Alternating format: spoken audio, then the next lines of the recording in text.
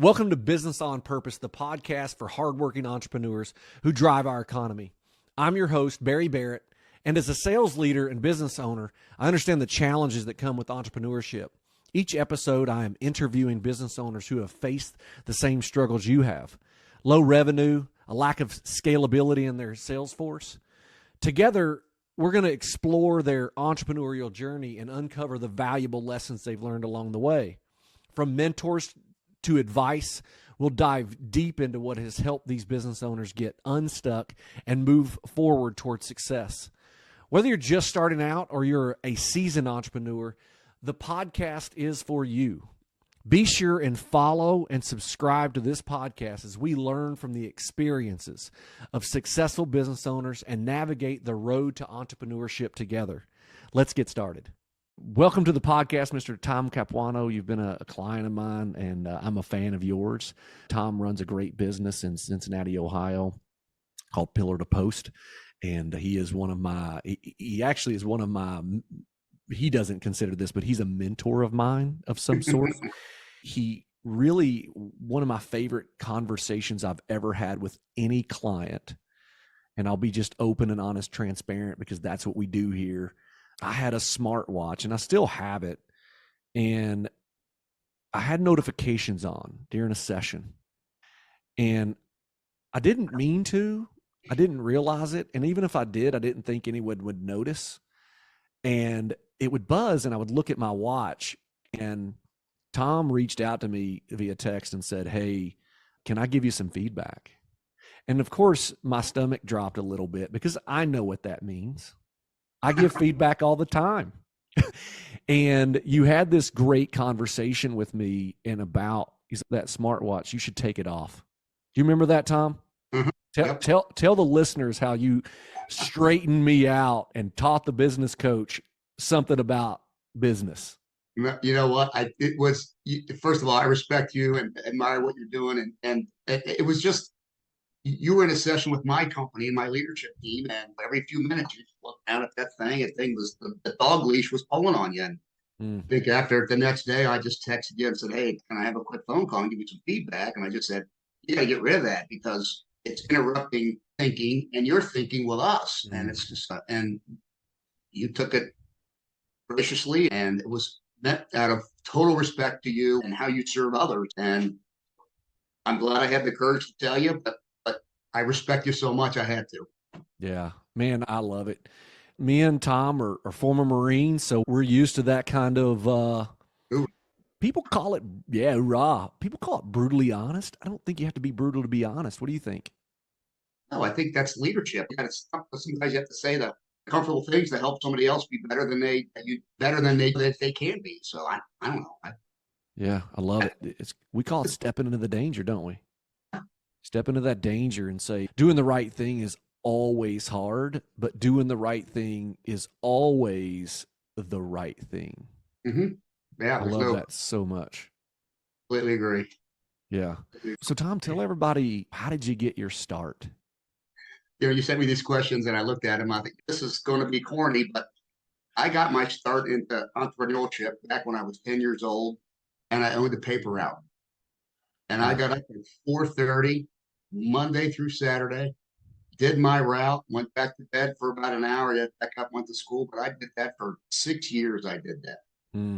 So I was almost 17 years old. And there was something about those papers didn't get delivered. Me, those customers were going to be disappointed. And so there was that responsibility. And I loved having some cash in my hand. I just loved it. As a 10, 11, 12-year-old, walking around with some money in your pocket, that was a good feeling. Oh, and I don't know what the seed was. I don't think it was outwardly intentional. But my dad was an entrepreneur. He owned his barber shop, and he worked 10 hours a day, 6 days a week. And I just saw how hard he worked. And I guess some of it just spilled over to me, and just saying, "Hey, want to be successful. One of the paths is owning your own business." So we looked at Pillar to Post, and we just actually were celebrating our 25th anniversary in business, which is shocking. Wow. But it's just that time flies. But we had a business, a heating and cooling service business we were liquidating through bankruptcy. We had some bad debt that happened, and course, I made every mistake an entrepreneur does trying to keep his business afloat. I didn't pay Uncle Sam and thought he'd be okay with it, and he wasn't okay with it. So He's going to get his pound, he right? does. And I Yeah. was looking around and said, I think I can do this home inspection thing. I understand furnaces and air conditioners. Looked up Pillar Post is actually a franchise, and I thought that would get me up the learning curve. I can understand the business, had a lot of support and materials. So we kicked it off. Did my first inspection January 10th, 1998. And we've done over 50,000 since then. And my intention was always to build a business that does home inspections. I didn't want to be a home inspector the rest of my life. Obviously, the first few years, that's what I was. I had to be the technician out there, getting on roofs, answering phones, doing the accounting, doing the marketing, and doing all that kind of stuff. Yeah. Yeah. That's what you do. And we got it going, started hiring some employees, and just through brute strength and stubbornness, had some success. And I think early on, I started sharing with some other Pillar to Post guys. The CFO for and CEO of Pillar to Post formed a navigator group where we put together 5 or 6 guys every quarter, do monthly phone calls, sharing best practices. That kind of got me thinking more about working on the business instead of in it all the time. So I think that was really the switching point, saying, "Hey, I think I can actually build a business that I don't have to do the home inspections anymore." Yeah. So you had a group of mentors. You had a mentor. Like what? Yeah, I think it was both. I think Dan Stewart is the CEO of Pillar to Post, so he was the one that kind of drove us franchisees who were eager to build a bigger business, got us thinking like CEOs at the 30,000 foot level instead of down in the trenches. So I think that really, once he started, I always call it heads up leadership. Instead of looking down at your feet when you're running, you're looking up and see where do I want to go, and it just hit, and it just started to make sense. And we started to put some processes in place and kind of just to grow. It was fun, and it was becoming a business instead of a bunch of home inspectors working for Tom. Just neat. Yeah, that's so good. That is good. So where did you get stuck? And specifically, this podcast is to help entrepreneurs, business owners like you increase their revenue, their sales, their profitability, because I think that's where most people are I don't think get to start. I think you've always seen yourself as a salesperson like me. Have you not? Mm-hmm. Yeah. And you're like, wait a minute, how do I do this business thing, this operations thing? Most business owners, from my experience, are operations people who are now trying to learn how to get revenue and how to sell their unique ability to the world. Did you get stuck? Or if you did, where? Gosh, many times. You're kidding. The line of success is not a straight curve. It's like that thing goes up and down like an earthquake. That surprises me. No, yeah, So that's good. you take a step forward, 2 steps back, and you make some mistakes with people. I don't have an answer. I think it's just accumulation of don't do that again. Let's do this again. And that kind of made sense to me. I started reading the E-Myth and how to work on your business and not in it. And kind of that started to make sense to me. Boy, I had read Traction probably 10 years ago, picked it up again. And our little navigator group started looking into that again. And I thought, that really makes sense the way that business structure is. And I think when it really came together for me when I met you and you started coaching us. And this is not really an advertisement for EOS, but what it is, it really made sense to me that I really hadn't had a leadership team that I shared bits and pieces with everybody, but I never shared a full financial statement with anybody in my company. Yeah, tell me why. What keeps a person from sharing the financial statement? I don't know. I don't know. I think it's just fear. Maybe they'll see this and they can go start their own business. Maybe they'll say, "What the hell are you doing? I could do this better." Yeah. What's funny is I consider you to be one of the most abundant minded people that I've met. But we all have this scarcity villain on our shoulder. You got the abundance minded angel over here and the scarcity devil over here. And so tell me, when you started sharing those type of numbers, what actually happened? First of all, it was liberating to me. So we formed a leadership team, started having leadership meetings, started sharing. I dripped the financials on them. I didn't really throw it all at them because that would just have overwhelmed them. Yeah, Kind of, scares them to death. we took it over about a year period, and they started understanding about profit and expenses and spending, and how do we get capacity with our inspectors if the schedule's empty, the lights still got to get paid. And they became so much more aware of what they were doing and how they could impact expenses and income. So it was really, and everybody's heard this 100 times. You're in a boat by yourself rowing, and there's 10 others sitting there. If you get everybody with a paddle and get it in the water, boy, it's a lot easier. And now it just seems so much easier. I don't want to say easier. It's still tough as hell, but I have people helping me, and simpler, right? Simpler. it's simpler, and just delegating tasks I don't want to do anymore, and focusing on things to help the business and help my leaders and managers do their job best for the people they serve. So you have a unique ability in selling, and what you're telling me is that you can't outsell multiple other people. Yeah. Is that how you break through these revenue cycles, especially when you're the salesperson? Yeah, I think first of all, we're all in the people business. So I don't care what you're doing, you're in the people business. Mm-hmm. And first and foremost, whatever business you're in, you're a marketing company. We're a marketing company that sells home inspections. That's and good. If you don't take that attitude, that's Darren Hardy's. That's his mantra. Yeah, yeah. If you don't take that attitude, I have to outmarket my competition. When we don't win, we're not doing a good job marketing. It comes down to the simple, what's the biggest restaurant in the world? It's McDonald's, right? McDonald's. Yeah. They got the best food? No. Hmm. Are they the best marketer? Heck yeah, they are. Heck yeah, absolutely. And they're the biggest real estate company I know in America. I don't think it's the world, but I know in America they're the biggest real estate holder, which is actually the way Ray Kroc saw the business. Mm-hmm. Yeah, so fascinating. Good. Fascinating.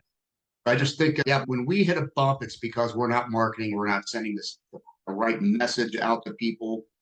Or we typically market directly to real estate agents. How can we build trust with them so they trust us with their clients? Yeah. That's I didn't even mean to make that segue. I was like, oh yeah, he works with real estate. It's true though. That's a fascinating story, but that's a whole nother podcast for you. Yeah, no doubt about that. That's so good. Right now, where are you today? And then tell us what your next steps are. Where am I today? Boy, I'm proud of my managers, my leadership team. We have just a great chemistry with each other. We are holding obviously weekly leadership L10s. We have departmental L10s happening in every department, which is really fun. And I'm not part of those on a weekly basis. I may jump in here and there. So my job right now is to mentor and lead and push, grow my leadership team so they can turn around and lead their teams. And then with that in mind, I'm 60 years old. I know I look like I'm 25. Thank you out there. Oh, yeah. But we're looking for basically a succession plan. So in the next few years, get that in place. And hopefully when I'm 65, we can pass the ball to the next generation here at the company, and they can take it and do super great things, better than I could ever think about doing. And then I can go off and find something else fun to do. We talk about hope is not a strategy. It's not a hope. I think you've got a plan. You're going to execute that plan, and they're going to execute their plan. It's going to happen. We all know it. I love that. That's so good. I was working with a team yesterday, and the business owner, and he is really offboarding to his son, and his son's an incredible guy. And the visionary business owner goes, and they're right. They're about 18 months into their journey. And he said, can I go to these other L10s? And I said, absolutely not. You being in that L10, I told him, is they're not going to share. You're going to change the dynamic. They're not going to share their open heart because they are not sure how you're going to respond or react. They're happy to share with their leader and he or she can share with you. And he didn't love that answer, right? No one does. And then he says, how am I going to know what's going on in these meetings? Tom, what's the answer to that? Hey, you trust your leader. You just got to, first of all, you have to spend a lot of time with that person, whoever's leading that meeting, and help them. You just don't show up at a meeting as a leader and it happens. It takes an hour to prep for that hour meeting. It just takes, I think it's just, first of all, like values, understand the goals and visions of the company, and then trust him to execute it. And that has been, I feel that business owner's pain, because that's very hard for me to do, because that's when I get around the guys and hang out. Yeah. I come at the end of the meeting and I finish a cup of coffee with them after the meeting's over and Yeah. see what's going on down there. But I got to stay out of there, because it's just, you're right. I take away his leadership. Yeah. You do. You become And the focal point. Yes. And you can undermine authority without even meaning to. And I probably have, because early on I was in there. Tom, I've worked with you. I've seen you do it. Yeah.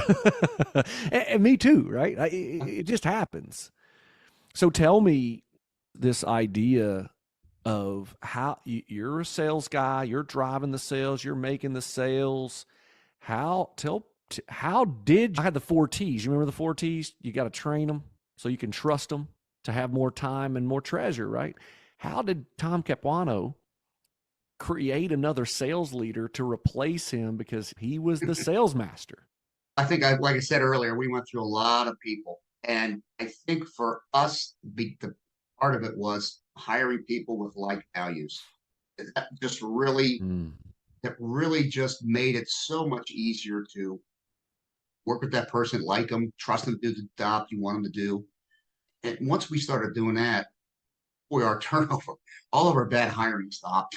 I rarely ask a question, can somebody do a home inspection? Or I'm really asking, what does it mean to do the right thing? Tell me a situation when you've done something like that and you didn't think it was the right thing. How do you feel? And when you did the right thing, how'd that feel with you? And it's, for us, that was a turning point. With everybody on our team, our inspectors, sales staff, inside sales, just was, I probably read it years and years ago and didn't implement it. It cost me thousands and thousands of dollars, but that was really the turning point. And I trust everybody in the company now to take care of anybody and do anything. And I never have to think about, boy, are they doing the right thing or aren't they? I know they are. I completely trust them. They're accountable for what they're doing. So it just, I'm at ease with all of it. I love that. Just love that so much. And is your life infinitely better, the same, or worse? Oh no, infinitely better. I'm at ease. Like I said, I love my leadership team. They're the ones I interact with most on a daily basis.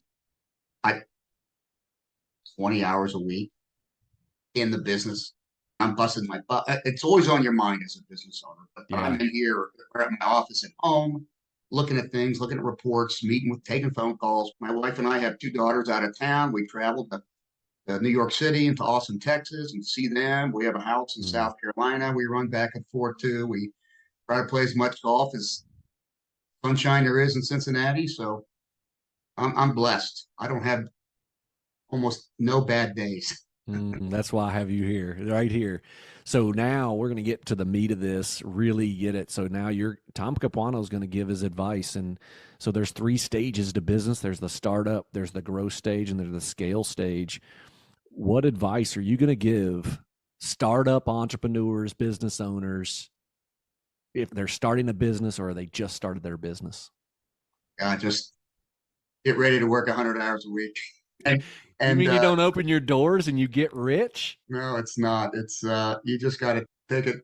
It was 25 years later. I look back, I think, it wasn't that tough. It was tough. Cash flow sucked. Getting business, the phone wasn't ringing. Just all those things. But have faith in yourself. Have faith in where you're going. I would probably tell you to spend a little more time thinking about 3 to 5 years down the line. I don't think I did that. I pretty much was looking month to month, just trying to get through it.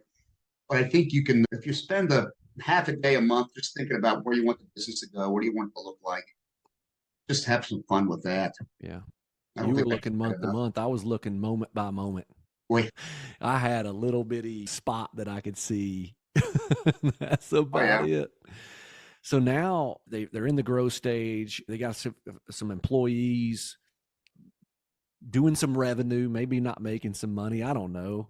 What advice do you have in the growth stage? Surround yourself with people that are better than you, and take the time to write down what your core values are Mm. and hire people with those same core values. We've all hired people that you just don't know why they don't fit. There's just a gut feeling this guy just doesn't fit because he doesn't match up with your core values. And the sooner you realize that, the sooner I made much better hiring decisions. And just made it so much easier to be with people and work with people. There were some people that we had in our company. It's, oh my God, I just don't want to see that guy. I just can't stand being around him. What the hell? It's my business. Yeah. It doesn't make them a bad person either. It Oh, doesn't no. make you a good person. It just look, some of us, we just don't fit together. It's okay. Yep, absolutely. Peter, are you telling me Peter Drucker was right about what he said when uh, he said that culture eats strategy for breakfast?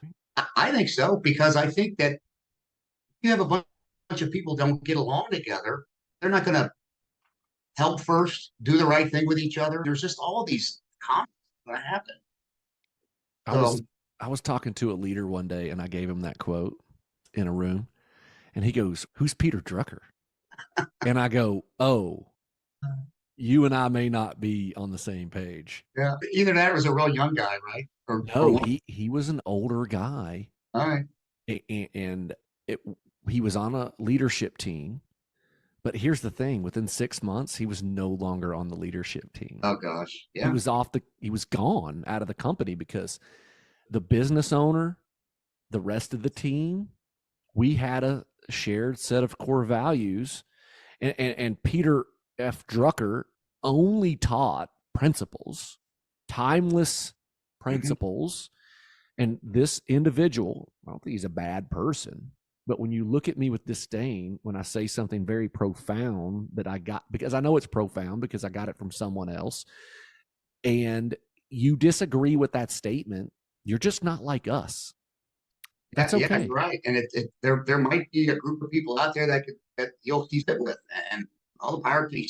I've We're seen right here in success. the marketplace to be successful. I've seen successful companies that don't have that viewpoint. It's all about money, and they make it. Now, I contend, and Patrick Lencioni would say that you're working 10 times harder to get those results, but they get those results. Does that make sense? Yep, absolutely. Yeah, I love it. So now we're getting into the scalability side. What advice do you have for my scaling clients or listeners? I would tell them to start writing down your processes. So if, and this is morbid, as we started growing, my wife would always say, "Oh my God, what happens if something happens to you? How will I run Mm-hmm. this business?" So I created this binder that had all CPA, insurance, all this bank, everything. This is like we call it my death book. But I love basically it. would allow her to Yeah. come in here and understand everything that I was doing. We've actually spread that across each of the departments, each of the people that are on the team members. So we define it so that somebody can come in here and say, I love this company. I'm going to buy it. They have everything documented. I don't have to come up with this. It's working. And that way everyone's on the same page. When we hire somebody new, they're trained consistently. And those processes are always changing and in flux as we look at them and critique them and say, oh, this isn't working or this is working really good. Let's work on this. I think that really helps That's good. So because you have to, it allowed consistency throughout yeah. what we're doing. And clients and our referring agents love that because if I get Troy or if I get Nick or I get Brian, I'm going to get pretty close to the same customer experience and inspection. That really helped out. So good. I don't know much about life at this point, and the Oh, older I yeah. get, the less I know about life. At 21, I had life figured out. I don't know about you. At 46, not so much. And I'm sure at 66, I'm going to have even less figured out. But I do know this: you're not getting out of this world alive. So, morbid as it may be, you have a fiduciary responsibility to your people that you serve to pass the bus test, which is if you get hit by a bus, Does this thing still continue? Because you have people working for you. How many do you have at this time working for Eight, you? 18 employees. 18 employees, and they probably have 2.3 kids. You know, how do you get the 0.3? They sometimes have a spouse, sometimes not, who knows. But if you got 18, you can multiply that by 4, and that's the number of people that you are responsible for helping and taking care of. Because I like to think it this way. I've got a son, he's 18. We had a really good conversation this morning because he has noticed, he turned 18 on October, and he called me this morning on his way to school, and he said, Dad, I'm concerned. And I said, what are you concerned about? He said, over the last few weeks, you have really been different with me. Are you okay? And I said, what do you mean, bud? And he goes, you just not. He goes, you're more down to earth. He goes, that's not a bad thing. You're just different. And I said, son, you're a grown man. You're 6'3", 230 pounds. You turned 18. This is a different relationship.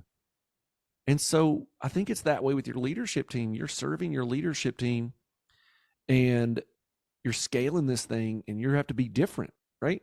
And you have to show up different. The conversations are different. And I told him, I'm like, this is just you being a grown man. It's no longer, I'm your guy, but it's different. I think it scared him a little bit. It certainly scared my leadership team because I would never, you always answer a question with a question, right? So let them figure it out.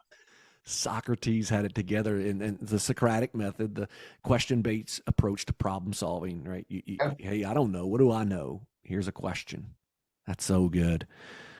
Tom, any last words that you would leave the listeners with? But just have fun with your business. It serves you and your family as well. And I think that don't bring home all the bad stuff, because we should all be grateful for the opportunity we have to own our own businesses and thrive in the marketplace. And there are opportunities out there beyond what we could ever take advantage of. I don't care who's in the White House. I don't care what the economy's doing. Go take advantage of the marketplace, because there's success to be had out there by everybody. So go get it. That is so good. That is so good.